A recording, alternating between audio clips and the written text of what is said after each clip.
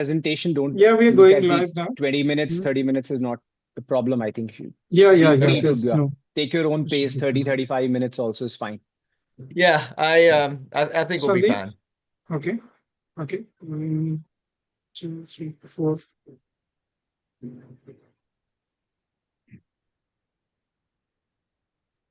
Okay, Tell Sandeep, me over when to I'm you. live.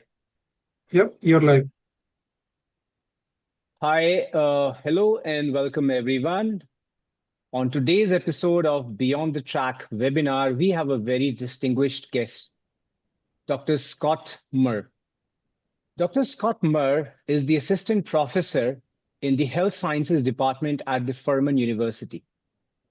He joined the Furman faculty in 1998, and Dr. Murr's research area focuses on assessment and analysis of human performance and how aging impacts lifelong running. Prior to teaching at Furman, Dr. Murr taught at the University of Georgia and at Anderson University.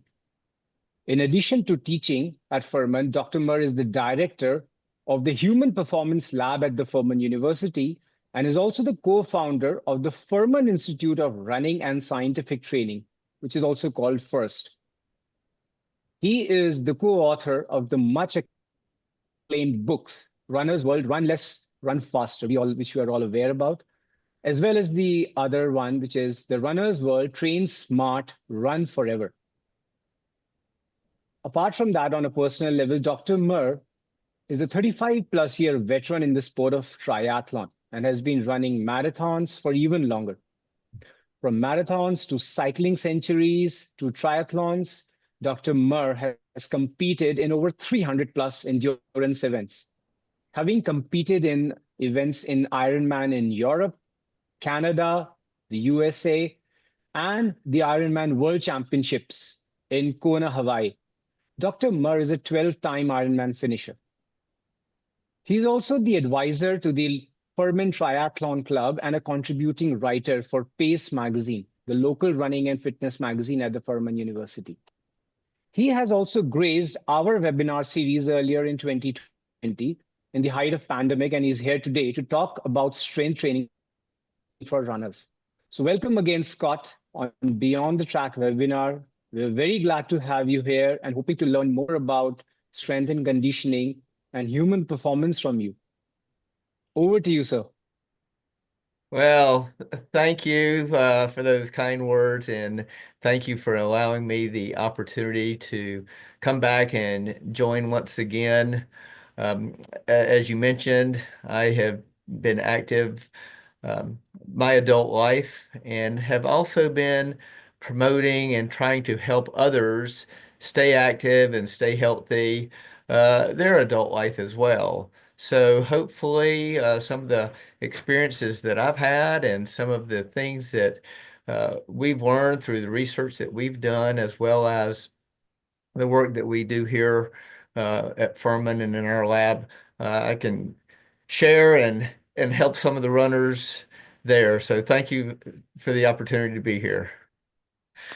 So I am going to try to the technology. I'm a much better runner than I am with the technology, but I'm going to try to see if I can show a presentation that talks a little bit about some of the things that we promote to our runners and that we've discovered over the years.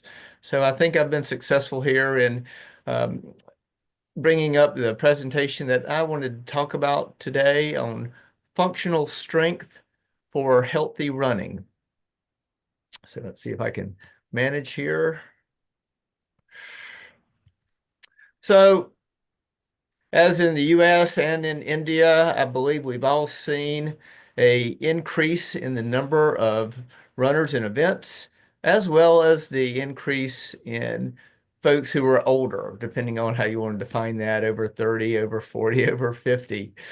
But without a doubt, I think that those over the age of 40 are starting to represent a much larger proportion of finishers in races from 5Ks to half marathons, and it seems particularly marathons. However, as the number of runners increases, regardless of their age, the number of injuries also tends to, unfortunately, increase.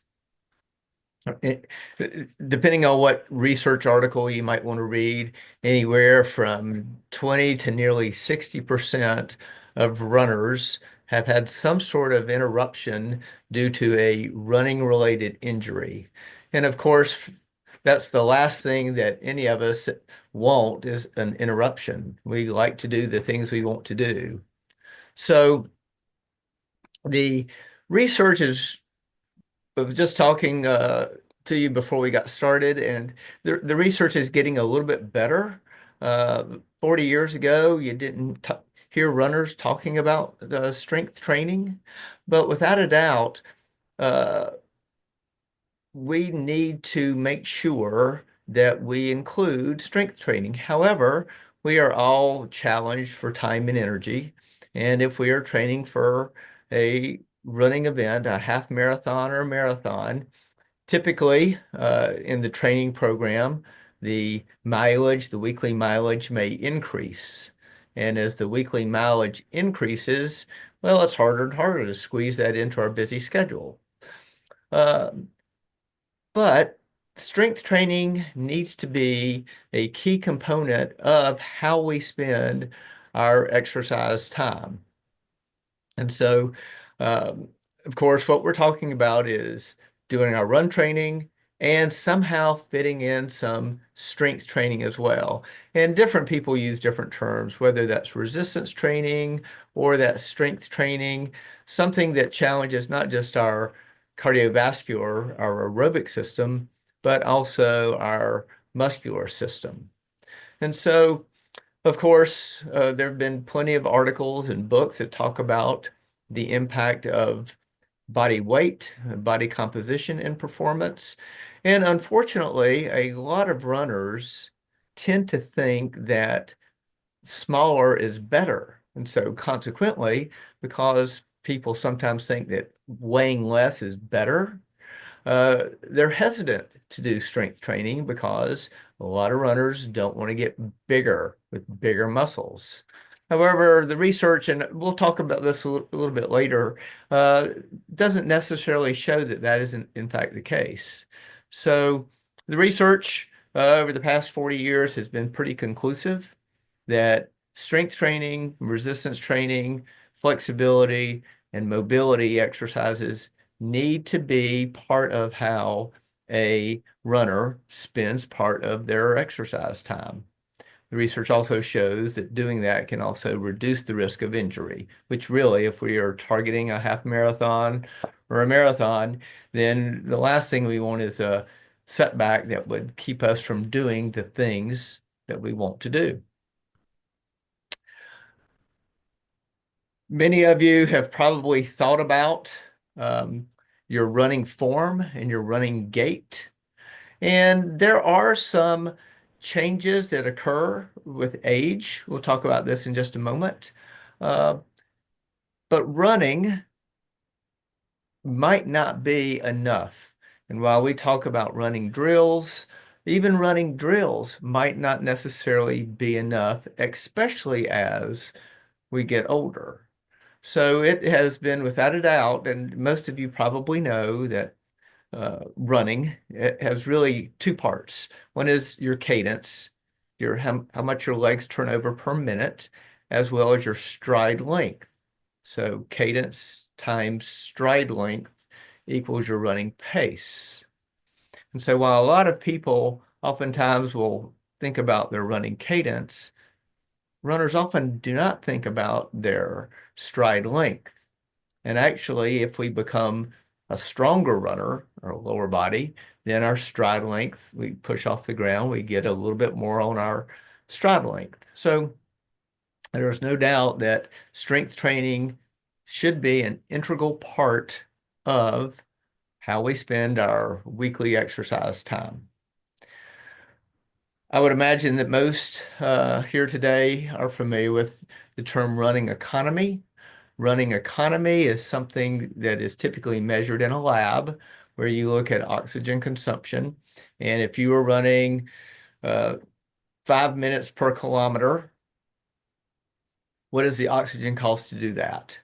Well, if your oxygen cost drops, you're using less oxygen to run at that 5 minutes per kilometer pace, then you become more economical. And so we have seen in research that strength training also can help our running economy. And you've all probably seen friends and colleagues at races and how they look at the end of a race. And so does their form at the end of the race look like it did at the beginning of the race, or has fatigue impacted them? So there are a lot of factors that influence running performance, from maximal oxygen uptake to lactate threshold to body composition. The question then becomes is, how do we make all those good? Well, strength training, luckily, we'll see, has some impact on some of those components, but not necessarily all.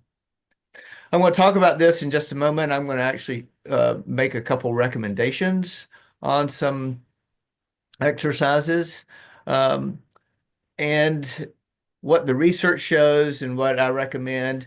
We'll talk about as to how a runner can actually put together a manageable set of exercises that will enhance their running.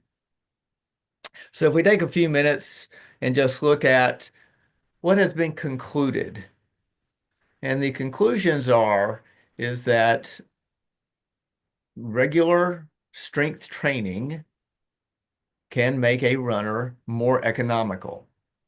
So if you start doing a strength training program, do that consistently, do that 2 days a week, that over 8 weeks, 12 weeks, you will become more economical. So to run that 5 minutes per kilometer pace, your oxygen consumption would be reduced. That enhances performance. Most of the research that has worked with looking at strength training with runners has had runners participate in 2 strength training sessions per week. And so I'm going to make a suggestion when we wrap up today on how I think a person can fit that in, and that does not impair their time, their running performance, or their running economy. So again, research shows that 2 strength training sessions a week done consistently over 8+ weeks can actually increase running performance. And so spending that 20 minutes, 30 minutes twice a week does not decrease your VO2 max. It might not actually have an impact on your body composition, which is fine, but it definitely will help your running economy and the speed at your VO2 max. So the research is pretty compelling that 2 strength training sessions a week are helpful to running performance. Just to wrap up that, the research actually shows that you can see a nearly 10%, 6 to 10, 12% increase in running economy. And that, of course, we become stronger, right? And although we're getting stronger and our running economy is greater, we are really not changing our body composition. Now, it gets kind of interesting whether you talk to someone as trying to change their body composition versus just improve their running. So there are some people that might benefit by reducing excess body fat and changing their body composition. That's not what I'm talking about today. I'm talking about you being here just simply wanting to be a better, faster runner. And so we're not talking about changing your body. We're simply talking about making you a better runner.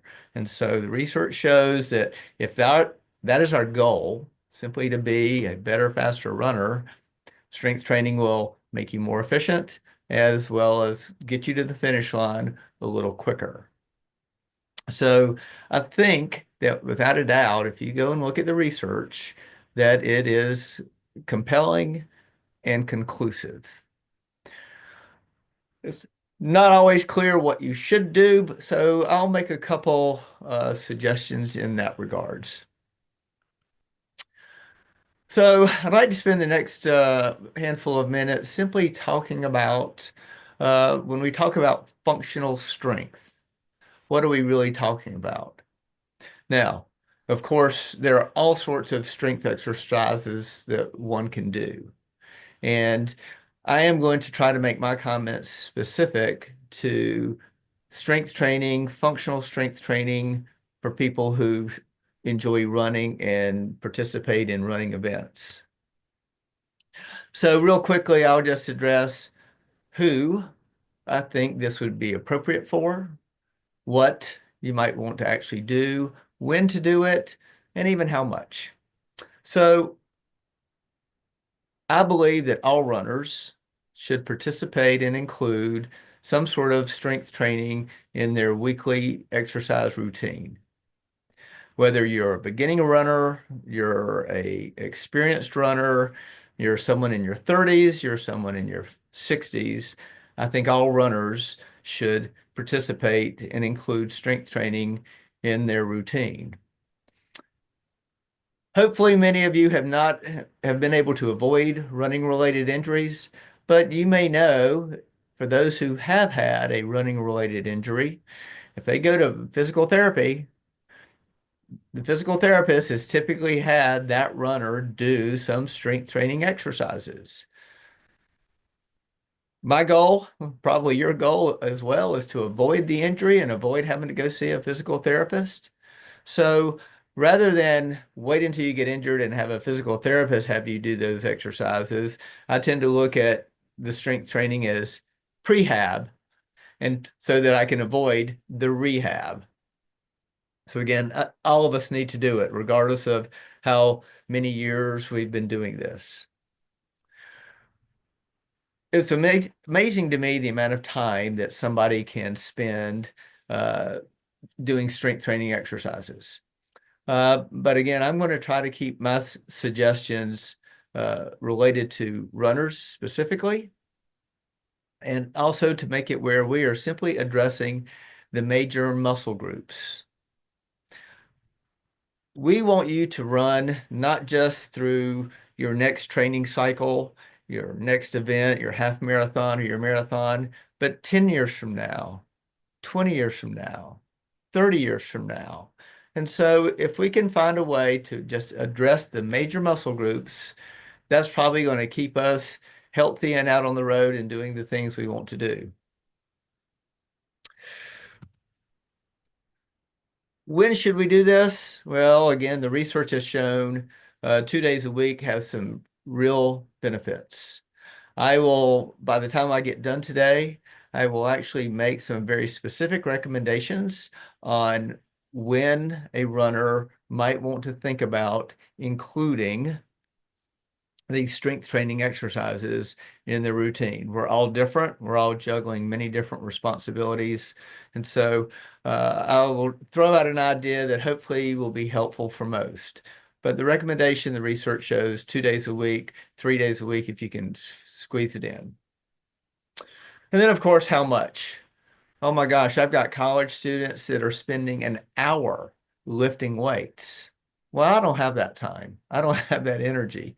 So I have tried to come up with a suggestion for you that I think is realistic, that is manageable. And I think that once we get into a routine and we're familiar with these exercises, that we can actually go through that routine in really 20 minutes. And so if we're talking, can we find 20 minutes twice a week? I would like to think that most of us can do that. Yep, we're all busy. But if we want to stay running and we want to stay on track with our training program towards our running related goals, I think a 20-minute investment twice a week will help us get to where we want to go. So what I'd like to do now is actually show a couple of exercises. most of these are going to be ones that you're probably very familiar with. Now, I work with a lot of students. I work with a lot of our sports teams here at the university, and the exercises that we might have the soccer players do versus our basketball players do versus suggestions I might make for a cyclist are very different than the ones I'm going to suggest today. I have tried to make these suggestions specific for runners. So what I hope to do is show a handful of different video clips of exercises, again, that I would imagine that most are familiar with. And the other thing that we've tried to do, we have found that we don't all have access to a fitness center. We don't all have access to fancy equipment. So what I've tried to do is I have tried to put together a handful of exercises that do not require a whole lot of fancy equipment, and that ones that we can oftentimes do at home with very minimal accessories. So a body weight squat, many of you are familiar with, right? And so simply making these slow and controlled, you can see that she's not going down terribly far. She's just doing her body weight. She's not doing those super fast. And so going down to where her femur is almost parallel to the ground. And again, these aren't doing these super fast, but a body weight squat is something that is running related and will enhance running. So that is definitely one I would include. I do those regularly. Let's see if I can go to the next one. Many of you are probably familiar with lunges. So I've actually had this runner do these lunges with their hands overhead. We might not all have that capacity. So let's see if I can illustrate this one. So a walking lunge. Now notice that he doesn't stop and put his foot down when he gets to his next foot. And so this is a walking lunge. And what I've asked this runner to do is actually hold his hands above his head. You don't have to do that, but what that does is that also engages your core, so you get a little bit core as well. So as we work on our balance and we work on our core, if you hold your hands above your head, that just makes it a little harder. And you can see this runner wobbles just a little bit, right? And this guy ran a 20:04 5K yesterday. And so again, walking lunges is something that's an easy exercise to fit in. We'll just show this one more time. You can see that he's stepping out, he's dropping that back knee, and he is just making it continuous walking. So well done on that one. I think that's a great exercise to include also. Let's see if I can. All right, so you're familiar perhaps with step ups. Again, she is not doing these super fast, but she is simply stepping up, bringing her non-weight related leg up as well. And so the idea with a box step up, of course, we're all different sizes. The idea is that when your leg is up on the bench, you can see that her femur is parallel to the ground. So how high the bench is really should be a function of leg length. I know we don't always have that capacity, but we don't want to step on a box that's too high. And so just to illustrate this one more time.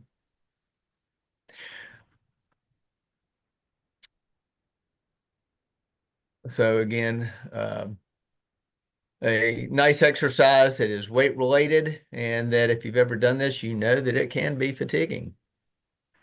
All right, so let's see if we can keep going here. So again, there are a lot of pieces of equipment in a fitness center where somebody can work their hamstring, their biceps femoris. But if you have access to simply a physio ball, a stability ball, whatever you might want to call it. So you start off by raising your hips off the ground so that your body is in line. So the body is in line. The heels of your foot are on the stability ball. And then you are simply pulling your heels and that ball towards your backside. So you're trying to keep your hips up off the ground. And so this is a great exercise for your hamstrings, your biceps femoris. And this isn't terribly hard, but also requires a little bit core strength to keep your body in line. Elevating your hips off the ground is a challenge for some. So again, nice easy exercise that is easy to do and easy to add with just a physio or a stability ball. All right. So I would like to encourage all of you to think about including a mini band in your accessories. They're typically not overly expensive, and they do make these in different levels of resistance. But to get a mini band, put it just above your knees, and do some lateral steps. Again, most of us as runners are always going in one direction, but you're making turns if you're off-road. And so doing some mini, some, some lateral steps with a mini band. Gosh, you can do these at home. Here you're seeing she's going 1, 2, 3, 4. 4 steps one direction, 4 steps in another direction. All right. So here we've got a using that same mini band. Now this one gets kind of interesting. You can see that he is standing beside a hurdle or a desk or something to support himself. So what he's going to do is, this is working your glutes, and he is simply doing a kickback. So he is using his right leg and simply kicking back with a little resistance. That's working his glutes. And you notice that his torso is staying upright. So he's not bending forward so that he can kick his foot further back. So let's watch that one more time. So here he is kicking his right foot back. We'll do that a handful of repetitions. And then he then will transition to his left foot. There you go, left foot. And you can see his torso is staying upright. He's not, and he's simply just kicking that foot back as far as he can, keeping his body upright. So kickbacks with a mini band, I think, are a great exercise, and one that I would encourage that you can do that anywhere with your mini band. Many of you have possibly seen this exercise before as well. You're down on the ground on a mat, you're using that mini band once again, and your legs are stacked. You've got that mini band right there at your knees, and you are simply just, without rotating your body too much, you are simply lifting that top leg up and off the bottom leg, and you've got the resistance of that mini band. This video doesn't show it, but obviously you would want to flip to the other side so that in this case, the left leg is on top, but then you would want to do where the right leg is on top.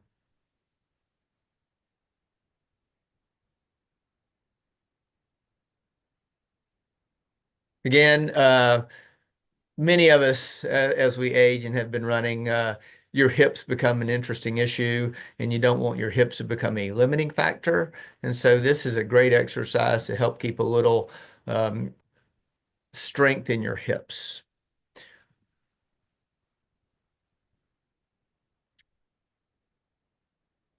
Kind of interesting if you ask runners what they think is the most important muscle with their running, but I actually think it's probably your glutes. And so here, many of you may be familiar with this exercise, but we are simply just starting on the ground, knees bent, and we are doing nothing but raising our hips, our pelvis, and bringing that up to where our body's in line. So this is a great exercise for your glutes. So definitely one that is easy to do. You can do this at home. Nothing special required.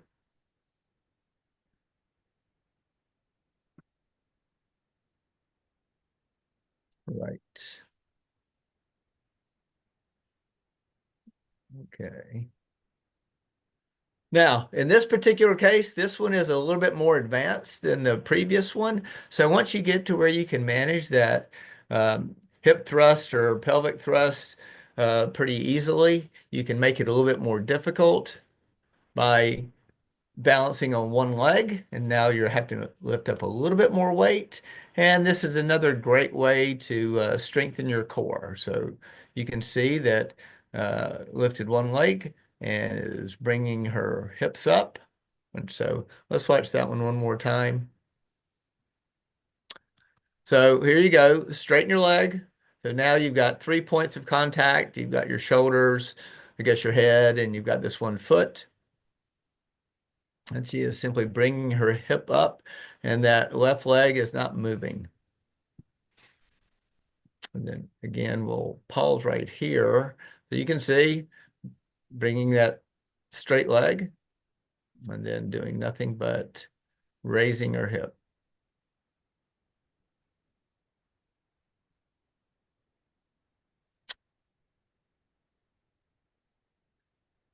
You know, we spend all of our time running, and of course, we all know that is primarily a lower body exercise. However, if you do watch some people, especially during the tough sections of a race, the end of a race, perhaps an uphill section, there is an upper body component. And so I think without a doubt, we need to make sure that we include a little upper body. We want to be well-rounded with our fitness.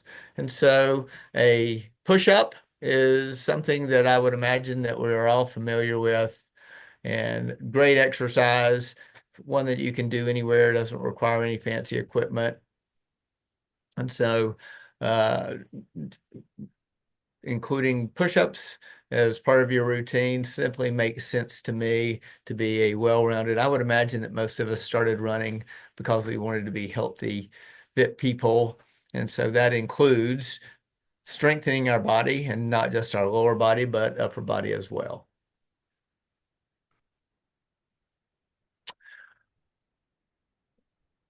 As we age, we tend to lose muscle mass. It is inevitable. And so this particular runner, she's 56 years old, and it's important for a postmenopausal woman to make sure that she is maintaining, it doesn't matter whether you're male or female, I do these also, that as we age, we lose our muscle mass. And so if we want to keep our metabolism up, if we want to stay independent as we age, strengthening our muscles becomes terribly important. And so again, just a small set of dumbbells, and she is doing a lateral raise with the dumbbells. And notice what she's doing. She is lifting them at different angles. They're not all to the side, straight in front of her, a little bit off, more at an angle, and then she'll go completely to the side. So what we're doing is we are trying to change what we're doing so we're getting maximal muscle activation, and that's why we change those angles. So let's watch that one more time. She is lateral, slightly in front, changed angle, then directly in front, and just a small set of dumbbells to do those.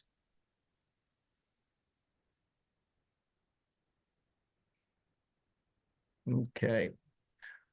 So this runner is 60 years old. And again, same set of dumbbells. We all know our bicep curls, but then we're trying to squeeze in as much as we can and be economical with our time. So a curl to press. So bicep curl, then overhead press. Again, if you got a set of dumbbells at home, this one's an easy one to do at home.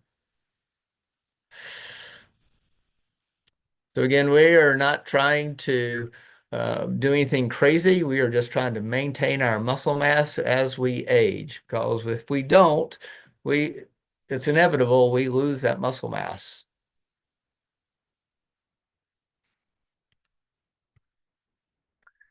So perhaps you've seen this exercise also. It is one that is good for your core as well as a little bit of your balance. There's a couple ways to do this one. So you can see that he starts out on all fours down on the floor. And again, you can do this one at home.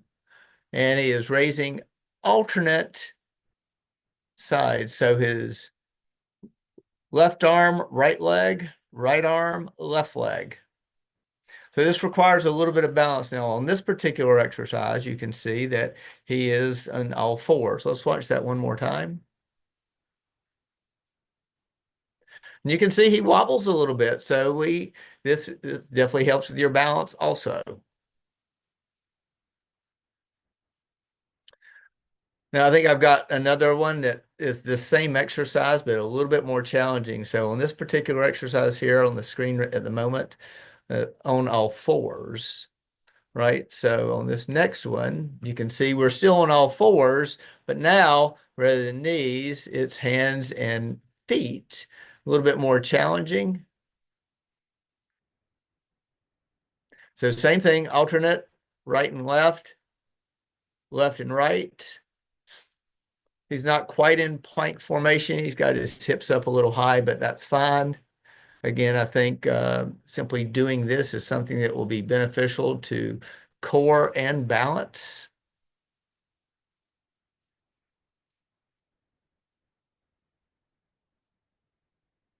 Again, one that you can advance to once you get a little bit better with your core and balance. Again, back with the stability, the physio ball, just doing a little bit for our core with our an ab crunch, curl up. And you can see that she is not doing these terribly fast. She is not bouncing off the ball just so she can say she got her 20 crunches in. She is trying to do these slow and controlled.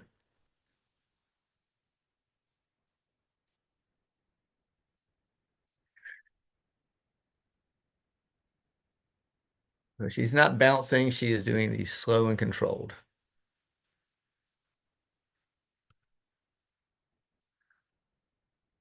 This is a great exercise. This is also one that is core related. You can see we've got a little upper body challenge going on to even hold this position, but she's actually going to do a reverse crunch. So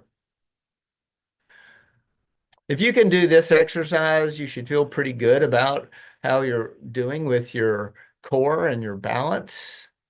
Yeah, this requires some muscular fitness, but as well as some core and balance.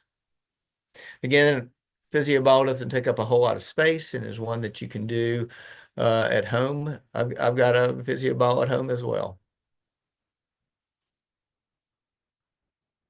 So I will actually send these exercises over so that it can be made available for you.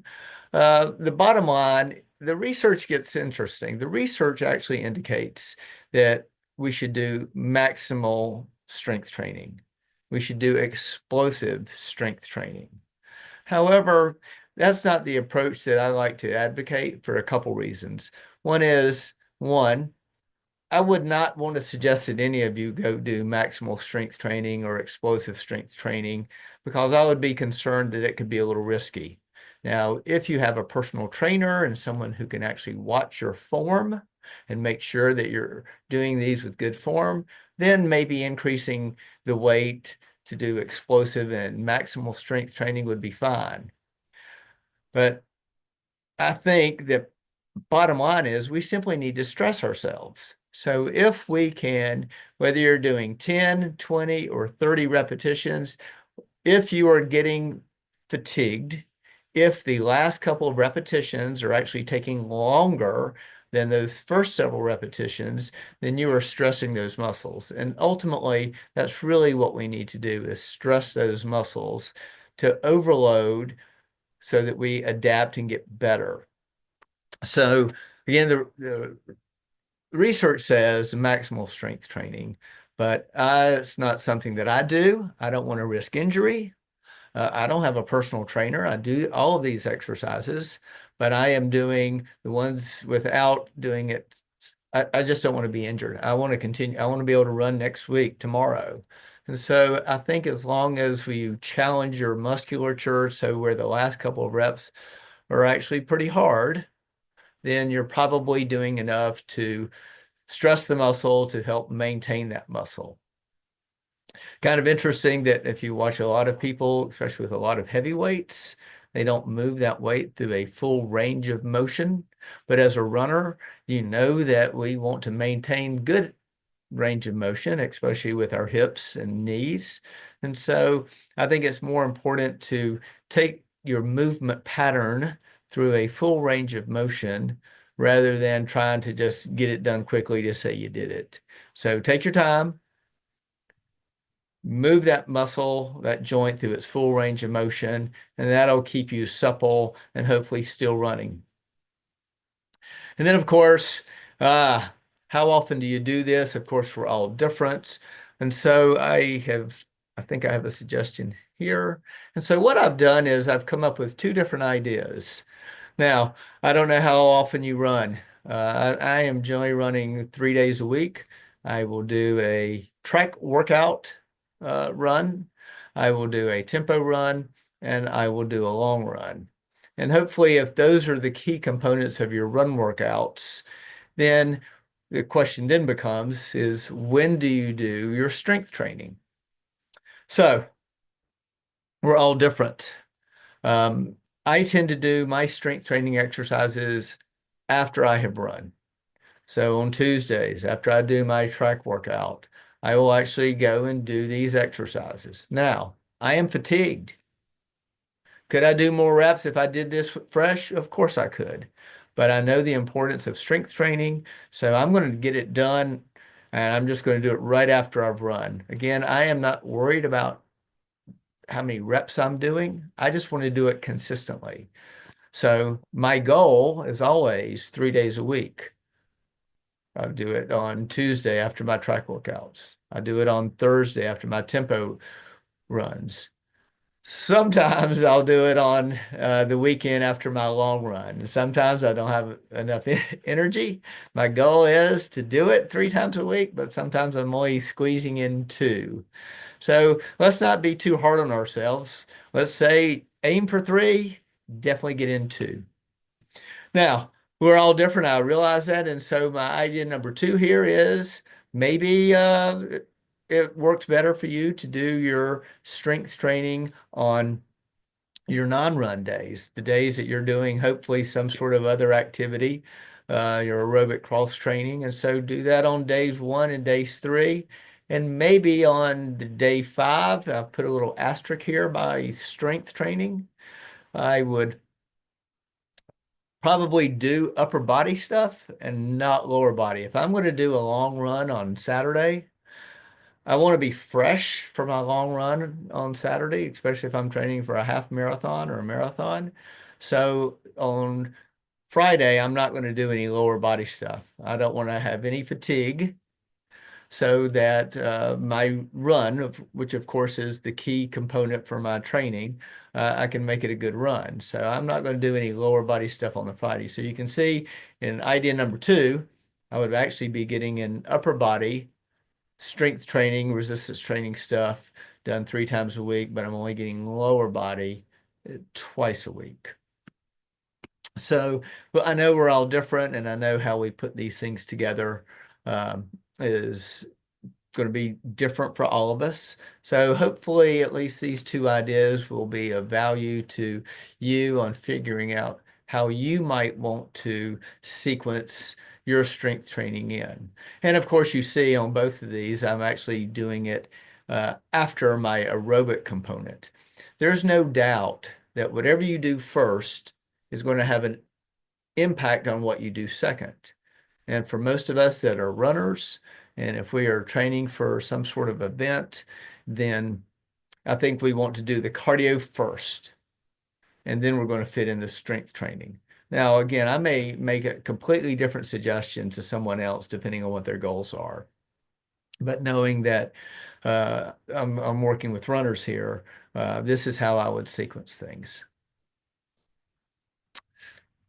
So I am hopefully thinking that this might be helpful and might prompt some questions. I'll be happy to see what questions might pop up. Obviously, training for a 5K, a 10K, a half marathon, or a marathon, I would imagine most of you have a plan for your run training. I would also like to hope that you include the strength training in your plan, that you diversify your training from speed work to tempo runs to long runs, and that each of your runs has a particular purpose as to why you do that. Of course, we've all got to recover from that, but if we do these things consistently, we can figure out what works for us on recovery. But there is no doubt that consistent training with your running, consistent training with your strength training will help improve your run performance. So our collegiate runners here at Furman, we're a small university and we have an amazingly high-performing group of athletes. I get to work with these kids, these runners, and it's kind of interesting. I'll talk to them and I'll ask them, of your exercise time, how much of your exercise time do you spend not running, doing other things like the strength training? And they'll tell me 20 to 30% of their exercise time is non-running related. And so I would certainly, gosh, from our runners here that are 20 years old, if they're doing it, I should do it as someone who's much older who wants to continue running. So I don't want to be injured. I want to stay healthy and fit. I've got a couple buddies here in town who are my age who are faster than me, but they're either faster than me or not at the race because they are injured.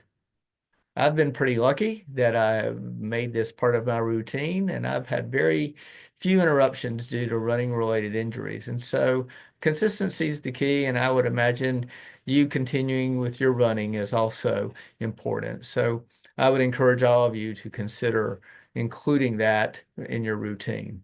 But I think what I'm going to do is take a pause here and see what questions might come up. I will actually forward these references as well for anyone who might be interested, but the research is compelling. So I will see what questions might have come up during this. So thank you for this opportunity, and I will actually stop this so that we can see what you're thinking. Thank you, Scott. I think we really enjoyed your presentation, and I really liked, apart from talking about the importance of strength training in running and the data around it, there was also demonstrative videos to actually see what you're talking about here and not just uh, abstract stuff. I And will send a photograph of each one of those exercises with a text description of the exercise so that you can make that available to anyone who might be interested. But yeah, I do think sometimes the videos can be a little helpful. yeah, absolutely. And even this YouTube video will remain in our archives for our runners to go back to and see what exactly we are talking about here. So I think I really like that, and there was so much actionable data that you shared. So personally, I found it very useful. So this was very interesting. And I think we have a lot of questions that were are coming in right away, right now, as well as there were a lot of questions that were already given to us, when we presented Right. that there was this talk coming up. But before we even go to that, I wanted to just take a minute or couple of them to talk about. So a lot of our audience or a lot of our runners, apart from running, they are maybe in a technology job or a job which needs them to be glued to their seat for, let's say, 8 or 10 hours or even more. So a lot of us suffer with the usual sitting related disorders, so shortened hamstrings, glutes which are inactive, and the back, which the muscles have really just gone to jelly. so so apart when we before we come to running, what do you suggest stuff or a 5-minute daily protocol, I would just say, for people, maybe not even runners who could benefit from something, a 5-minute daily protocol to reverse those effects from sitting? Yeah, no, thanks. That's a great question. And so, unfortunately, I'm in the same boat. I spend way too much time in front of a screen than I wish I did. And so, one thing that I've done a couple things. One thing that I do is I have a standing desk. And so I don't stand all day long, but I don't sit all day long either. So simply by having a standing desk, that actually helps a little bit. Another thing that I do is I actually have a wobble board that I stand on under my standing desk. So oftentimes if I'm standing on at my desk trying to respond to a student email, I am actually standing on a wobble board, which just helps keep my core and some of these smaller muscles activated. The other thing that I do, and maybe it's good that nobody sees me, but I'll actually stop at the top of the hour and the halfway through the hour, and I will jump down and do 5 to 10 push-ups. I'll actually do 5 to 10 body squats. I mean, I don't want to stand in front of a computer for hours on end, and so I will allow myself a minute to jump down and do 10 push-ups. I will allow myself a minute to stand there and do 15 squats. And so just to kind of give me a body break, I will move a little bit. And so while that's not quite as comprehensive as the exercises I just described, I try to squeeze them in. So even if I'm not doing all those exercises back to back to back to back, I'm doing push-ups at 9 o'clock and 9:30. I'm doing squats at 10 o'clock and 10:30. And so over the course of the day, I'll squeeze them in that way sometimes. And that, you know, staying in one position for a prolonged period of time is not doing anybody any good. And so I just try to take these small little exercise snacks, these exercise snack breaks. Super. Yeah. So actually, my another question I had tied with what you just said were, taking those short breaks and getting through those push-ups. And also, so when you do those, or let's say nugget workouts, right? Small nuggets spread across the day rather Yep. than having one 20 or 30-minute consolidated session. So is the benefit of let's say that nugget workout spread across the day about the same as getting it in one big thing? Or Without a doubt, the bottom line is that we simply do it. And okay, whether we do it at one time in a 20 or 30-minute session, or we do it over the course of the day, I think the nuggets are fine. Even with nutrition, there are some that suggest that we should graze throughout the day rather than eat 3 large meals. I think doing the same thing. So whether it's a 20-minute strength session or these nuggets throughout the day, we will all be well served by making sure we at least squeeze it in. Squeezing it in some way is better than not doing it at all. absolutely right. And so another thought was like, so we saw the demonstration of these workouts just now. Do you recommend? So if we got a run before that, that's perfect. But if let's say somebody was to do just that 20-30 minute session, do you recommend a warm up and a cool down protocol before and after that workout, or do you think something pre or and post is needed to kind of get the body in that state to do stuff? That's a great question. And typically what we want to avoid is simply going from extremes. So if you're seated at your desk, the last thing you want to do is start running super fast. So if we're going to go from desk position to running, yes, we need to warm up to that. Now, me jumping down and doing 10 push-ups, I mean, I can do more than 10 push-ups. So I'm not doing anything extreme. I'm going from inactive to moderate movement by doing 10 push-ups. So I think as long as we're not going from one extreme to another extreme of extreme maximal effort exercise, I think we're probably fine. Sure. Okay. Okay. And on the same note, so let's say, there is this 20-30 minute workout that you kind of demonstrated. Does that kind of change for you and your fellow runners in the peak season, which what you could call as the main running season, and off season where probably you're not running as much and you're probably trying to fix stuff otherwise. You What know, do you? I understand your question, and I think it's an appropriate one. However, I am a big component believer in consistency. And so I ran a marathon 2 weeks ago. I was doing my push-ups and my squats in my office on the Wednesday before, right? Okay. So, and even though I'm a little bit fatigued and I feel it, post-marathon, I am still doing my um, push-ups and my squats and these various exercises in my office, simply because one, of consistency. Consistency is the key. And two, even last week while I'm doing some of these exercises, I acknowledge that I was tired from having done that race, but I'm still doing it because you know that once we get out of a routine, it's sometimes hard to get back into the routine. And so Right. my goal is to do this stuff regularly. And yeah, life interrupts and sometimes we miss. But ultimately, my goal is to do these exercises, whether it's my run exercises or it's my strength training exercises, or for me, I even do some balance exercises every day. I try to do that just to make sure that I am sticking with it. Great. And let's say somebody were to start, this 20-30 minute workout, pretty much what you kind of just demonstrated. Is the expectation that they kind of try to get more and more reps week on week? For example, if they were, let's say, going to do 10 push-ups and let's say 10 lunge walks and stuff.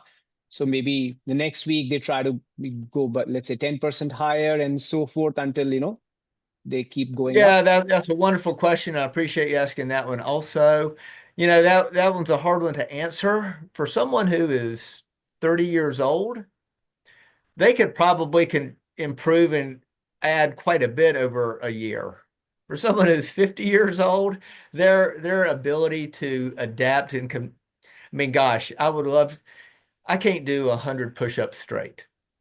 Now I can do 100 push-ups over the course of a day, but that's gotten much harder now than it was 5 years ago. And so I really don't kind of keep track of whether I did 50 or 60 push-ups.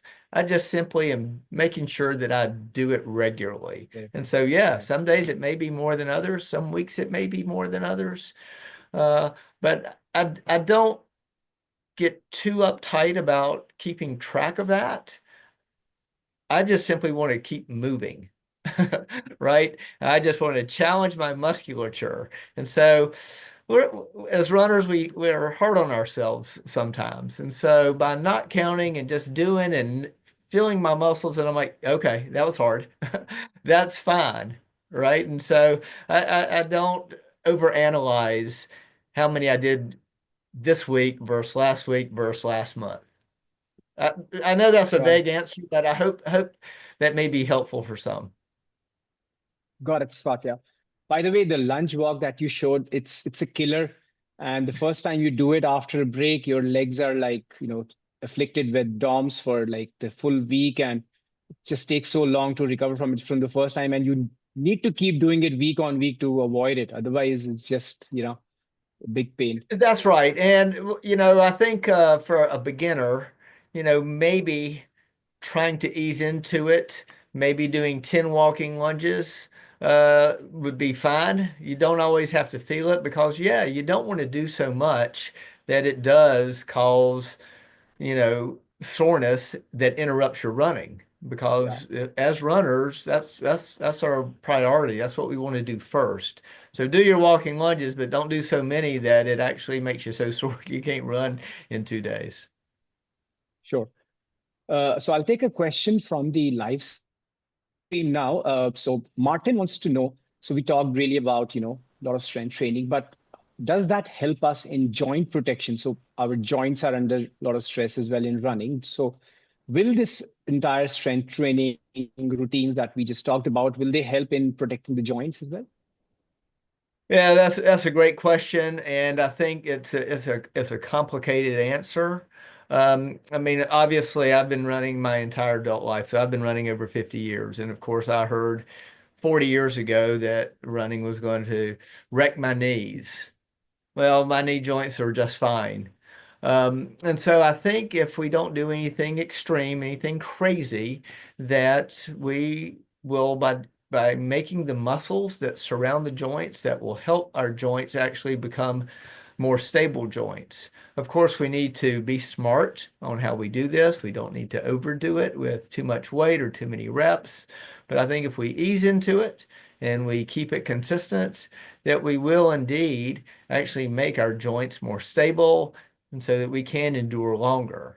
Now, on the other side of the coin, I suppose, is we're all different. We're all individuals. And there are probably some genetic issues that are related to joint health for some people. And perhaps I'm just lucky. I don't know.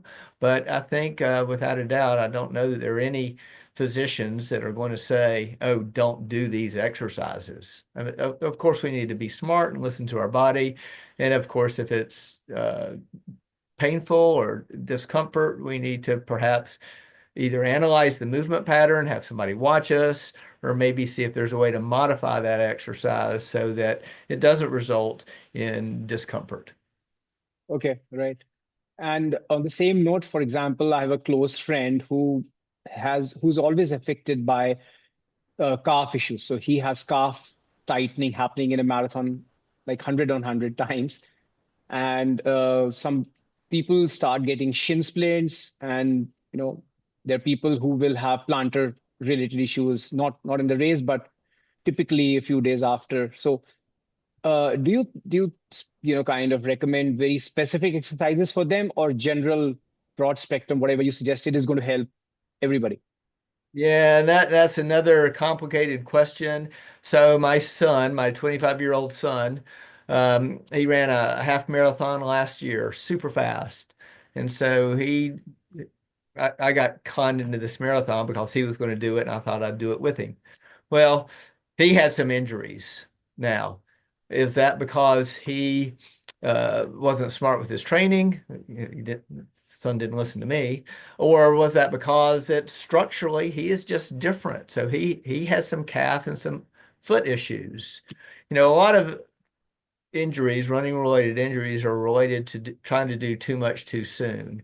And that may have been the case with my son, but it might also be the case that perhaps structurally, yeah, he's not built to do long distance running. Maybe he should stick to 5Ks. Of course, marathon seems to have all the glory. And everybody thinks, you do your 5K, you do your half marathon, you do your marathon, but that may not be how everybody's built.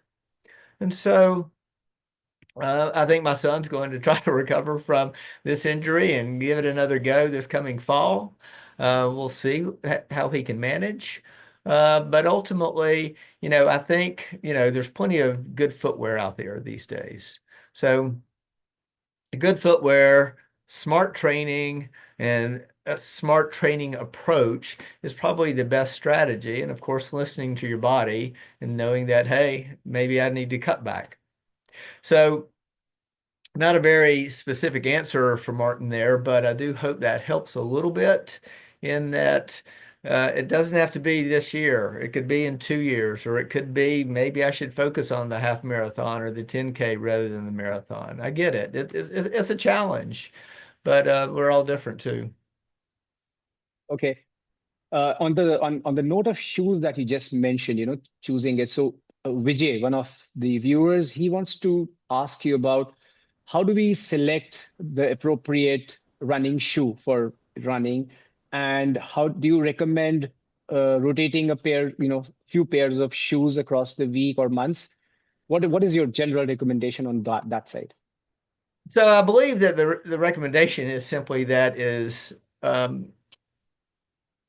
if the shoe is comfortable, it's probably fine. Right? I know there's an awful lot of articles out there. There's an awful lot of shoe technology out there. I think the research shows that there's not a whole lot of difference. Now, this gets super complex, right? But if the shoe feels comfortable and if your training is reasonable, then you're probably going to be fine. I actually have a pair of shoes here at work. So some of my runs I do here from the university during the day. And those are normally shorter runs. And so I've got a pair of shoes here at Furman that I will do those runs in.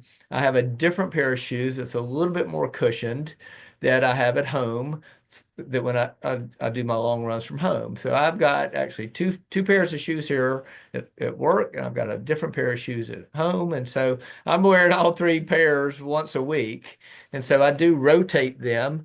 And only because as I've gotten older and my feet become a little bit more challenged, I've got different shoes to be more comfortable for a long run versus a shorter run. So I think rotating shoes makes sense. But I also think that as long as the shoe is comfortable, put the shoe on and go out and run. And if it feels comfortable, you're probably going to be just fine. And I will also tell you that, gosh, I'm not fast enough, I don't spend enough money to buy these super shoes. And so I don't have the super shoes. I've got comfortable shoes, and I'm able to go run, and my feet aren't killing me that night or the next day. And so, and I don't feel I'm fast enough to justify these expensive super shoes. But everybody's different on what's comfortable for them. So, Scott, are you telling me that I'm not fast, not because I don't have those $300 Alpha Flies, or, you know, sorry, I mean, I don't have this. a pair of Alpha Flies, and yeah, yeah. Okay, yeah. So, another question that I had on the running form and related stuff was, uh, will, regular strength training also help? So a lot of us have postural issues as well, over all of us not being very young, anterior pelvic tilt or rounded shoulders, and all of that kind of impacts our running gait, like you mentioned. So again, general strength workout is going to help all of us, or, we need something very specific about APT and Well, rounded shoulders? again, great question, and thanks for asking that. So I do think that actually, and of course, ergonomics is a huge issue these days. I do think that me having a standing desk has helped me avoid staying hunched over at my desk. Now, of course, sometimes I'm seated, sometimes I'm standing, but I do think that changing our body positions regularly throughout the day might help with that. And of course, if somebody is having an ache or a pain, maybe having a physical therapist just look at them to see you might need to make sure you include this stretch. You might want to make sure you include this exercise in your routine. The ones that I displayed are just simply pretty basic ones. And I'm not suggesting that those are necessarily the best, but I do think that working those major muscle groups, that's why we had some upper body stuff. So if we can keep our musculature, lower body and upper body, relatively strong, that can help us avoid getting into those bad positions that might have a detrimental impact on our running form. Okay. And, Anil also wants to ask you another question here about, so there is this perception that running makes us lose muscle mass, if we are not doing strength training for sure. So is that something that is true? And if that is true, how do we avoid losing muscle mass because of running? Well, so yeah, that's another wonderful question. And so all of us have the capacity to improve, depending on what component you're talking about. But if you're talking about your musculature, most of us have the capacity to improve our musculature up about to the age of 35 to 40. But then after 40, aging is inevitable, and we tend to lose muscle mass as well as bone mineral content after the age of 40, maybe 45. And so I have actually been very fortunate that I've been able to monitor my musculature over the years with some of the equipment that we have here. And I am actually doing more strength training now than I have ever done before. Nevertheless, my musculature decreases every year, and that is simply aging. And so my goal is to try to reduce the rate of loss associated with aging. So I'm having to do more I'm still losing, but I'm certain that if I didn't do as much as I am doing, I would lose it even quicker. So I think that simply argues for the fact that as we age, doing this strength training becomes even more important for someone who is 45, 50, 55, and 60 compared to possibly someone who's 30. Of course, I would encourage a 30-year-old runner to do this, right? And of course, we're trying to find a healthy balance on being a fast runner and a fit person who runs moderately fast. And so, yeah, I am spending less time running and more time strength training than I did when I was 40. Right. Okay. Scott, on the topic of aging, I mean, so apart from like just you just mentioned about losing, musculature with every passing decade, also there is this obvious lack of, explosive speed as we age, probably because of the losing muscle and slowing times, but also the recovery time from a harder workout starts getting longer. We're not recovering as fast. So again, is that something that strength training by itself will help, or is there something more to it? What else can we do to aid that faster recovery? Yeah, that's another wonderful question, and thanks for asking that. And I'm not sure there's a one good answer for that. Obviously, when we stress ourselves with a workout, whether that's a tempo run, a long run, or a strength training session, it seems to me that part of recovery is multi-pronged, right? One is quality nutrition. One is getting adequate sleep. One is simply duration, right? And so one of the things that my wife and kids make fun of me is I make sure I get my 8 hours of sleep. I am not willing to compromise on my sleep. I'm going to get my sleep because if I don't get my sleep, I can't do my job well and I can't do my workout well. And both of those are important to me. And so from nutrition to sleep to time. And so, yeah, I can't do quite as much hard, fast running as I used to do.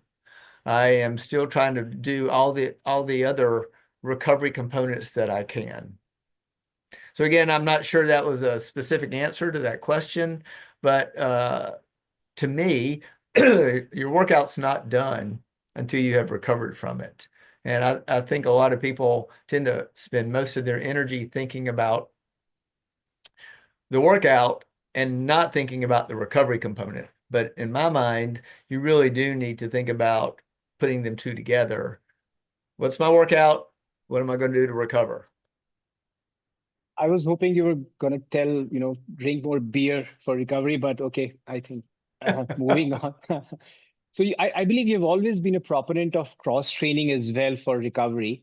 And Lahari wants to know, that if cycling and swimming that are, typically usual cross training activities that you've recommended, what else can be done for cross training if those options are not really available? Yeah, I know that's a tough question also. And so when we wrote Run Less, Run Faster, that came from Bill Pierce and I doing triathlons. Excuse me. And we discovered that by doing this cycling and swimming, that our run times didn't decline. Now, I realize that not everybody has access to these opportunities that we have. And so for someone who cycling may not be quite that easy to do, where swimming might not be an option, what can you do? And I think the bottom line simply becomes, and depending on the age of the person and their years of experience doing this, um, I think doing another run is fine. However, most runners are too busy looking at their watch and too busy looking at their pace or some other metric on their wrist-worn device and focusing on that. And so if you're going to really make a couple runs a week super high quality, then other runs, if you're not able to do the aerobic cross training, go out and run, but keep it easy. don't look at your wristwatch and just ask yourself, is this easy? Is this going to impair my ability to have a quality run tomorrow? And so, yeah, I think running 4 or 5 miles, 30, 40 minutes on Monday, the day before a track workout is probably fine, but it needs to be easy so that it doesn't have a detrimental impact on your ability to go do those 6 times 800 meter workout tomorrow. Sure, sure. Scott, so one of our elite runners that we have here, Avik Pal, who's also a coach to a lot of budding runners. He has a couple of very specific questions that are meant for you, and he basically asks that so many marathon runners with neutral or high arches gradually develop overpronation with the overtraining cycles. So, what are the biomechanical causes behind this, and how we can prevent or reverse this? Also, how does chronic overpronation contribute to Achilles tendon injuries, and how do we handle this? Yeah, I'm not sure you're asking the best person here. Obviously, a physical therapist would be a little bit better for that one. Um, Again, I doubt it's footwear that's the issue.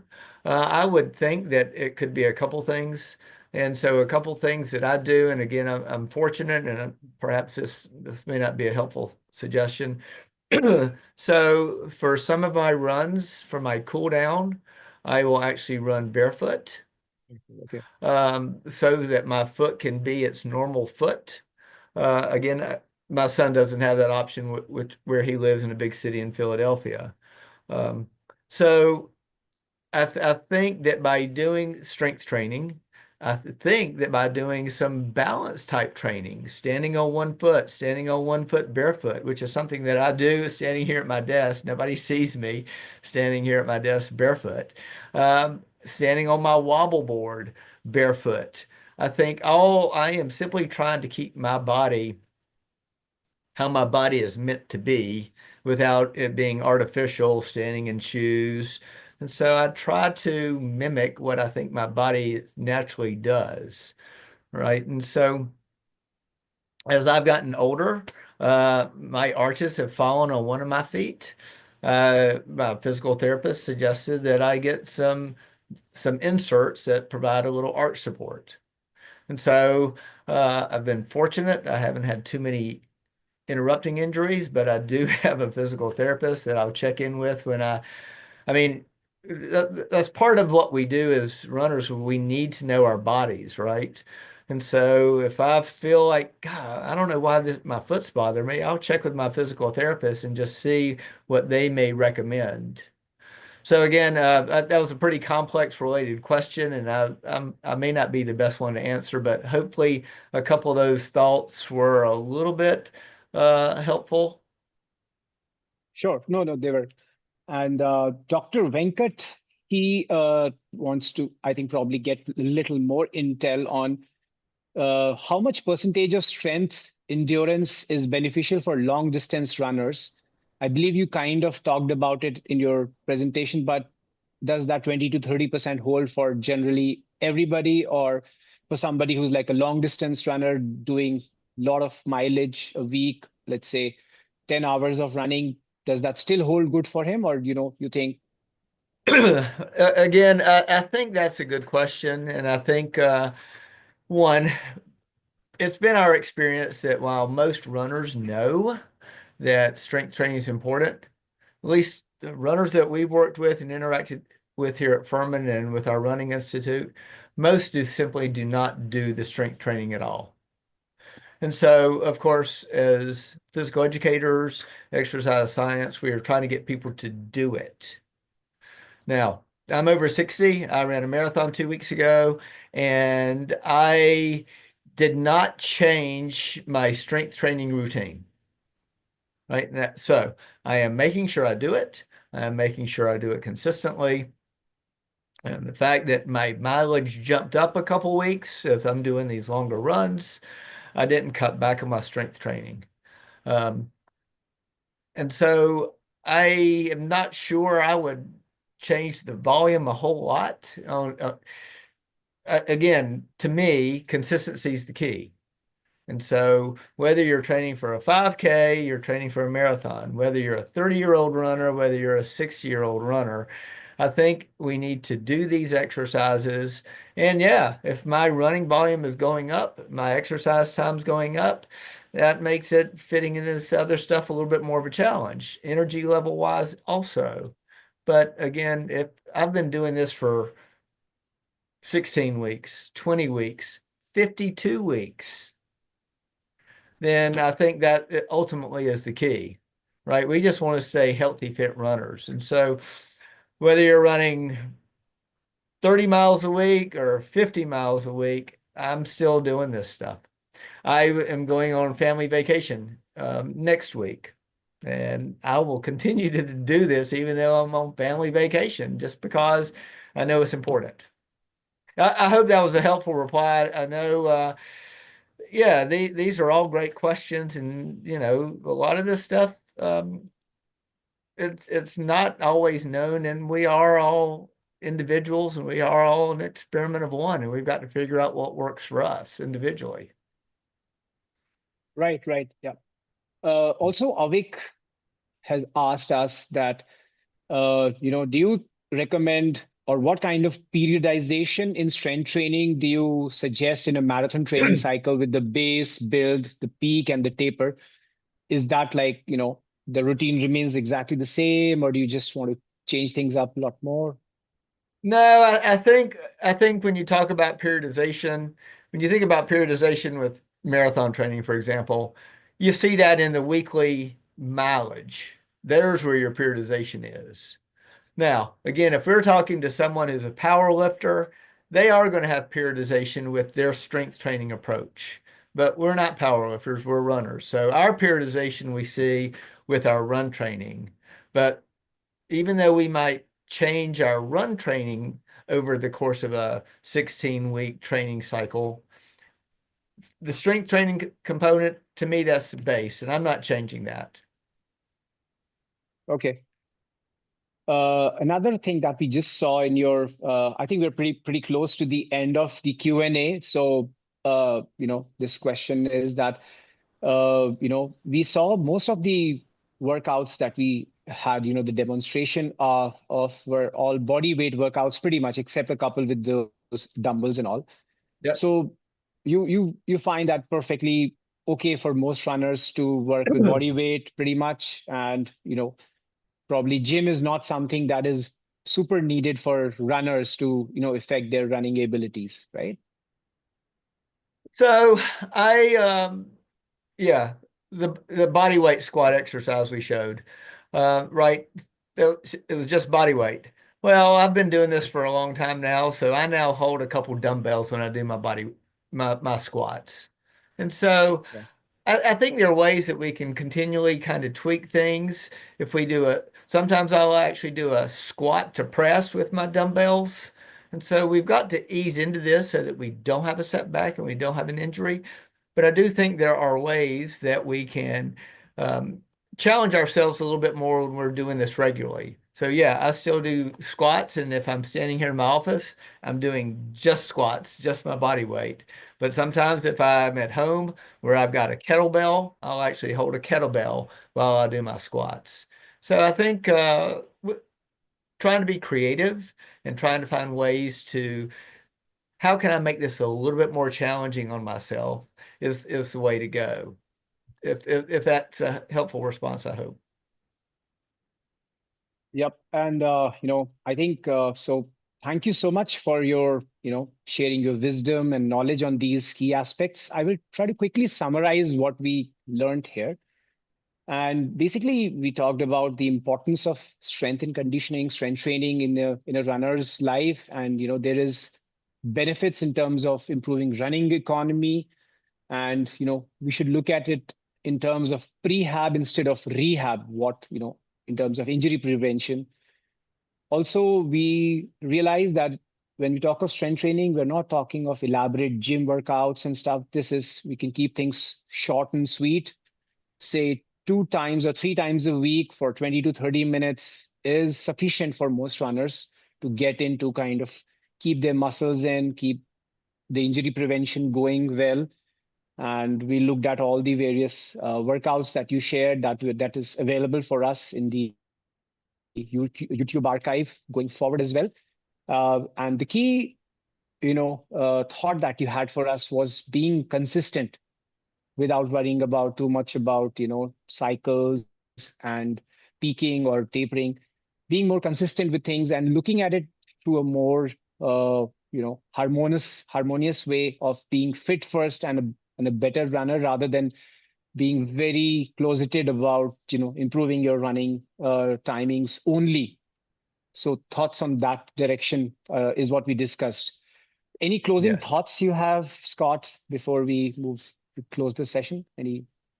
You know, I think you summed it up quite well. I hope our comments resonate with some of the viewers here. Again, the bottom line is simply that we do it. And our experience is that most runners don't. We all know it's good for us. But for someone who is committed to being a healthy, active, fit person, wants to keep their metabolism up, who facing aging, as we get older, it certainly becomes more important that we make that part of our routine.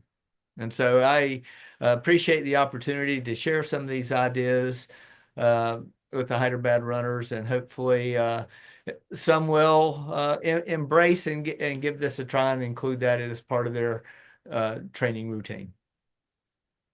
Sure, Scott. Thank you.